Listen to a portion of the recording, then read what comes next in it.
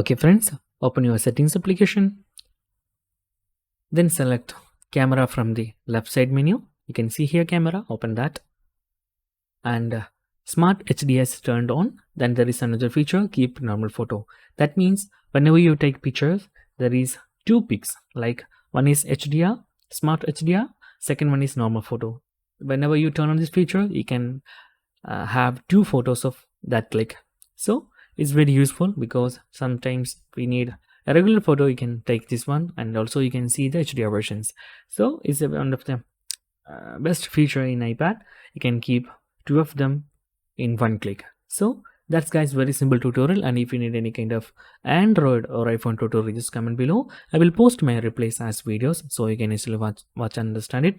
And if you enjoy this video, please like, comment, share and subscribe our channel for getting more videos like this. Thank you so much for watching. Have a nice day. Bye bye.